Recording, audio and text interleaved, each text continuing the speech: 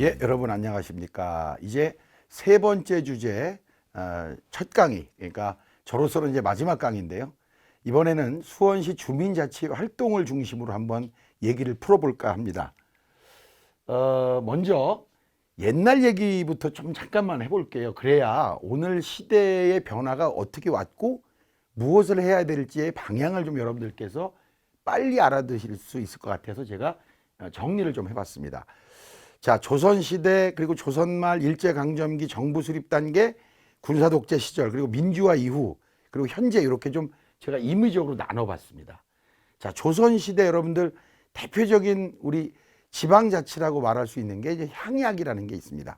향약, 고향의 약속, 요즘 말로 하면 조례 이렇게 설명할 수 있겠죠. 두례라고 하는 거는 노동공동체였습니다. 옛날에는 농기계가 없잖아요. 다들 인간의 노동으로만 일을 하다 보니까 사람과 사람이 공동으로 일을 하지 않으면 효율성이 떨어졌거든요. 그래서 이 향약이라고 하는 것, 두례라고 하는 것이 조선시대의 우리의 자치제도의 하나의 형태였다. 이렇게 얘기를 드릴 수가 있는데요. 이 향약 중에 여러분 재밌는 얘기가 하나 있습니다. 아직도 이 향약 내용이 많이 남아있는데 많이 비슷해요. 뭐 크게 다르지 않은데 재밌는 게 하나가 이런 내용이 있습니다.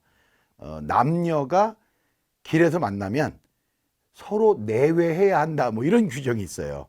예, 옛날에는 남녀를 이렇게 구분했기 때문에 뭐 저쪽에서 여자가 오면 이렇게 서로 이렇게 싹 피해주고 이런 거 아주 좀 재밌는 얘기이긴 합니다만 그런 일종의 우리 동네의 약속들이 있었다.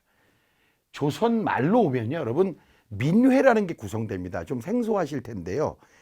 군 단위, 면 단위까지도 민회들이 구성됐었는데 이게 흐지부지 됩니다. 사실은 일제강점기, 그러니까 일제가 우리를 강점하면서 이 민회라고 하는 것, 백성의 모임이죠. 요즘 말로 하면 이게 주민자치회쯤 될 겁니다. 예, 그렇게 구성이 됐었는데 아직까지 우리나라는 그래도 노동공동체는 좀 남아 있었어요. 노동공동체가 크게 보면 두 개인데 하나는 서로 돕기 위한 노동공동체도 있었지만 마을의 공동사업 같은 게 있거든요. 뭐 예를 들면 풀을 빈다거나 뭐 마을길을 좀 넓힌다거나 이런 일들은 유지가 되어 왔습니다. 그러다가 일제강점기가 되죠. 일제강점기 동안 우리 사회는 철저한 전통 문화가 파괴됩니다. 옛날에는 우리 여러분들 쥐불놀이라고 얘기하는 것부터 시작해서 투석전이라 그래서 아마 영화에서 여러분들 몇 번 보셨을 겁니다. 이 마을 청년들끼리 돌싸움을 진짜로 했거든요. 차전놀이, 씨름대회 이런 이 소위 백성들이 모여서 집단을 통해서 서로 간의 연대감을 표현할 수 있는 이런 전통들이 일제에 의해서 철저하게 파괴돼요. 2명 이상이 모이지 못하게 했거든요. 예, 우리 조선 민중들이 모여서 일제에 반항할까 봐 이런 일이 있었던 겁니다. 특히 전시동원 노동력이라고 하는, 여러분 징용이라는 얘기 들어보셨을 겁니다.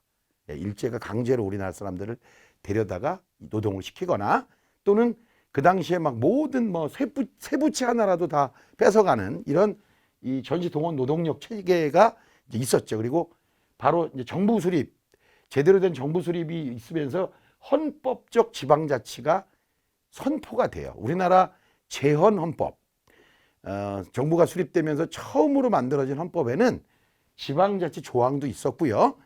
49년도에는 지방자치법이 만들어집니다. 이걸 여러분들 최근에 지방자치법이 뭐 한 10년 전에 만들어졌다 이렇게 생각하시는 분들이 있는데 우리가 정부를 수립하면서부터 만들었습니다, 사실. 그런데 이게 잘 안 된 거죠. 자, 이 마을노동연대라고 하는 건 품앗이라는 이름으로 계속 유지가 됩니다, 그래도. 왜냐? 이때까지만 해도 우리나라의 주산업이 노동이었거든요. 농민. 그러니까 농업이 주 산업이다 보니까 오늘은 너네 집 일, 내일은 우리 집 일, 이런 식의 품앗이는 계속 나름 유지가 되어 왔습니다. 그 이후에 우리는 좀 불행하지만 군사독재 시절을 많이 이제 겪었는데요. 실제로 1961년 5.16 그 군사정변 이후에 지방자치 제도에 의해서 만들어진 모든 것이 다 해체됩니다. 지방의회, 뭐 지방자치법에 의해서 뽑힌 뭐 시장, 군수, 면장 이런 것들이 다 무효화되면서 다 임명직으로 바뀌죠. 특히 1972년도 유신헌법에서는 지방자치를 통일 이후로 연기한다. 그래서 사실상 무기한 연기하는 것으로 바뀌게 됩니다. 그러면서 우리가 흔히 기억하는 새벽쪽이 울렸네, 뭐 새아침이 밝았네 이런 노래와 함께 마을길도 넓힌다 뭐 이런 노래가 있죠. 새마을 운동을 통한 노동 동원이 있었습니다. 이 부분에 대해서 부정적으로 생각하시는 분도 계시지만 사실 이런 운동들이 사회운동화 되면서 우리 사회 전반적인 소위 발전의 기틀을 마련하고 농촌에서는 과거 전통식으로 뭐 초가집 있고 아주 좁은 마을길들이 싹 정비되는 대단히 중요한 또 사회운동의 계기도 되는 측면이 동시에 있습니다. 그 이후에 이제 민주화 시대를 우리가 맞게 되는데요. 1988년도에 지방자치법이 전부 개정이 됩니다. 그러니까 49년도에 만들어진 게 사실상 무효화됐다가 1988년도에 전면 개정되면서 이제 지방자치 실시를 위한 준비를 하게 됐는데 이때도 사실 잘 되진 않았습니다. 물론 이때는 이미 우리 사회가 산업화가 되면서 이제 분업화를 거치게 되는데 여러분 분업이라는 건 협동보다는 나눠서 일하는 거죠. 물론 전체로 보면 그것이 협동이지만 닐은 닐, 내일은 내일, 하도급 관계. 그러니까 과거에는 서로 돕겠다는 방식의 노동연대가 거래관계로 바뀌면서 공동노동 문화는 상당히 쇠퇴하는 과정을 거치게 됩니다.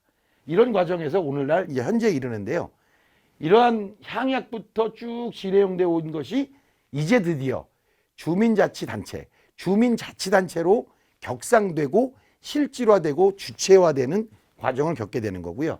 이와 동시에 주로 아직 도심 지역에서는 활성화되고 있지 않습니다만 시골 지역에서는 이러한 주민자치단체가 마을 기업과 연동해서 그 지역에서 생산되는 농산물들을 집단으로 판매하거나 도농 간의 교류를 통해서 경제적인 이익을 추구하는 방식으로 이렇게 변하고 있다 하는 얘기를 좀 알아두실 필요가 있을 것 같습니다.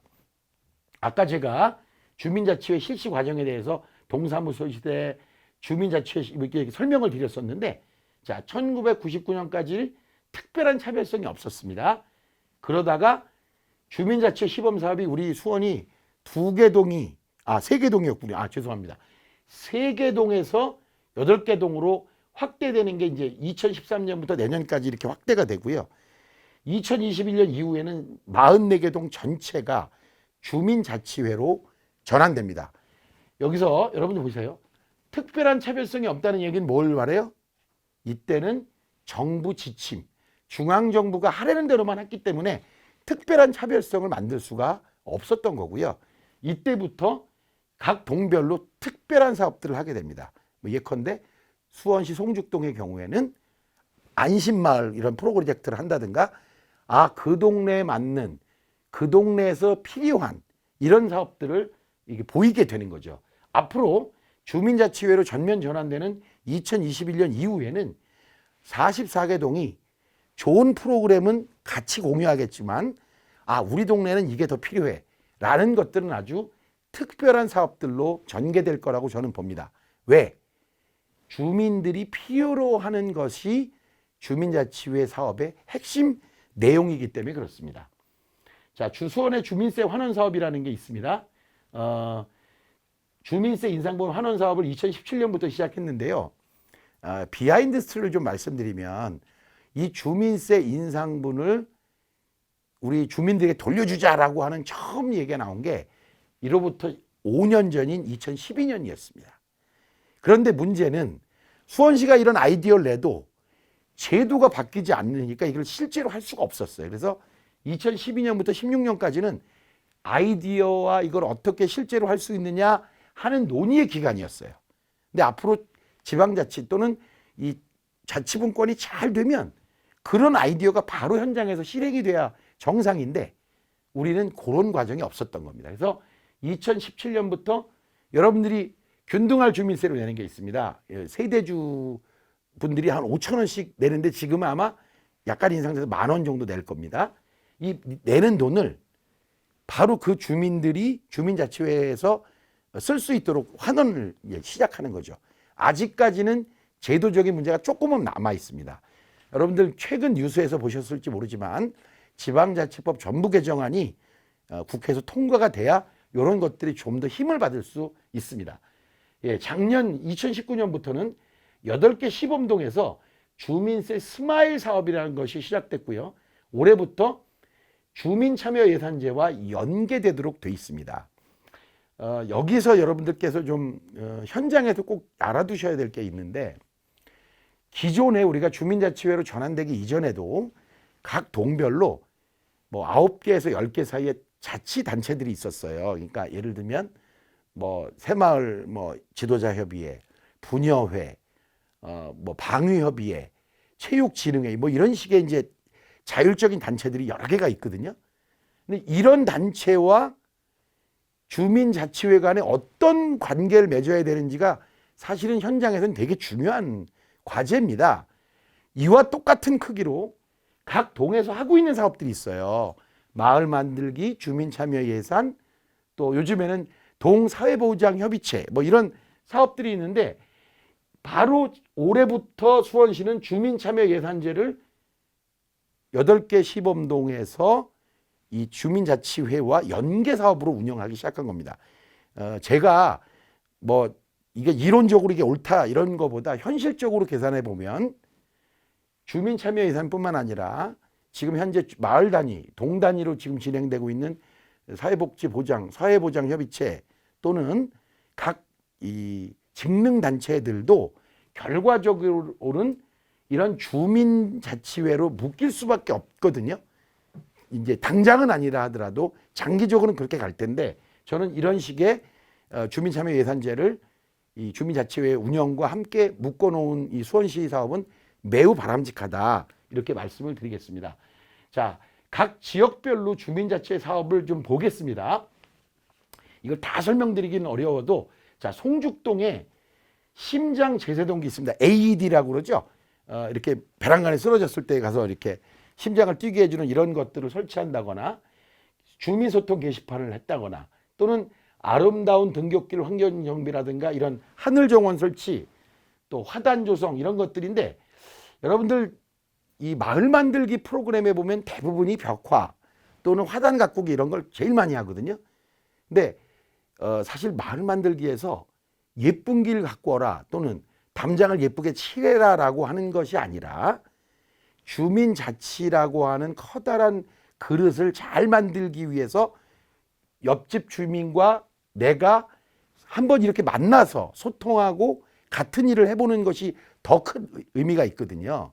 그래서 여기 보시면 화단 조성이라든가 이런 것들은 많이 하지만, 이것이 목적은 예쁜 화단, 뭐 예쁜 담벼락이 아니라 그 과정을 통해서 주민자치회의 바탕이 되는 서로 간의 소통을 목적으로 하는 거다 하는 점을 꼭 기억해 주시기를 부탁드리겠습니다. 뭐 인계동의 도란도란 스마일 쉼터 조성이라든가 쓰레기 무단투기 방지 CCTV 이런 건 사실 여러 군데 있습니다. 근데 이 메탄 이동에서 하는 건 아마 그 일반적인 쓰레기 무단투기 방지 CCTV보다는 좀 다를 겁니다. 특히 요즘에 어떤 일도 있냐면 여러분 아파트 단지라는 게 이렇게 아파트 내부적으로 보면 독립적인 생활 공간을 갖고 있지만 지역 그 동네하고는 좀 떨어지는 담장들이 많거든요. 그래서 이러한 담장을 없애는 일들도 지금 서울에서는 조금씩 벌어지고 있거든요. 우리들도 주민자치회 사업 중에서도 그런 다른 지역에서 하지 않지만 지역의 공동체를 위해서 꼭 필요한 사업이다, 이런 것들은 정말 여러분들의 아이디어를 얼마든지 내서 이걸 할 수 있다, 이런 말씀을 꼭 드리겠습니다. 이제 주민자치 사업을 소개하면서 이제 정리를 해드려야 되는데요. 여러분 굉장히 유명한 말 중에 이런 말이 있습니다. 국가란 경제 문제를 풀기에 너무 좁고 복지 문제를 푸는데 너무 크다, 이런 말이 있습니다. 그냥 단순하게 생각하면 이런 겁니다. 국가라는 단위로 경제 문제를 풀기에 너무 좁아갖고 할 수가 없어요. 그래서 우리는 어떻게 했냐, FTA, 뭐 WTO 뭐 이런 식의 우리가 들어보던 세계로 시장을 넓혔어요. 좁으니까 넓혔단 말이에요. 근데 국가 단위의 복지 문제는 국가 수준으로 하기가 어렵습니다. 왜? 필요로 하는 조건들이 다 달라요. 그러면 장기적으로 보면요, 경제 문제에 있어서 국가 단위는 더 이상 의미가 없어지죠. 근데 마찬가지로 복지 문제에 있어서 국가 단위도 사실상 의미가 없어집니다. 그러니까 경제 단위는 세계 단위가 될 거고 복지 단위는 마을 단위로 바뀔 수밖에 없다는 뜻이거든요. 그러면 지금까지 우리가 전통적으로 살아오던 나라에서는, 그러니까 국가 개념에서는 국가가 뭔가 역할을 해야 국민의 삶이 행복하다 이런 생각을 가지고 살았단 말이에요. 근데 이제는 이 사회가 그렇게 가지 않는다. 그래서 그런 사회 변화를 적극 대응하기 위해서 이 주민자치라고 하는 새로운 제도들을 도입하고 있다는 걸 여러분들께서 크게 그림으로 이해해 주시면 좋을 겁니다. 그러면 앞으로는 점점 더 단절된 사회, 그러니까 하드웨어적으로 1인 가구가 늘어나고 이 주민들과의 이 대화나 소통이 점점 없어지는 이런 사회에서 누가 우리들의 행복을 책임질 거냐? 그것은 마을 공동체, 이것이 대단히 중요한 수단이 될 수밖에 없고, 이 주민자치회는 바로 이러한 미래형 사회에 우리들의 행복을 담보하는 매우 중요한 가치 있는 조직이다. 이렇게 주민자치회의 내용과 사업을 이해해 주시면 좋을 것 같습니다. 이번에 저희들이 기획한 3인 3색의 주민자치, 여러분께 얼마나 도움이 되셨는지 참 걱정입니다. 그러나 오늘 이 방송 이 내용을 좀 다시 보기로 몇 번을 보시면 저희들이 주장하는 흐름이 있을 겁니다. 아, 사회 변화가 있구나. 또 주민자치라고 하는 새로운 형태, 남이 결정하는 걸 내가 집행하는 게 아니라 내 스스로 결정한 것을 내가 스스로 집행하는 새로운 패러다임의 사회가 우리 앞에 닥치고 있다. 이 다가오고 있는데 이것을 얼마나 우리가 잘 준비하느냐에 따라서 우리들의 행복 조건이 달라진다. 이런 것들을 꼭 기억해 주시기를 부탁드리겠습니다. 오늘 저희들 3가지 주제로 색깔 있는 강의, 오늘 제 강의는 여기서 마치도록 하겠습니다. 여러분 경청해 주셔서 대단히 감사합니다.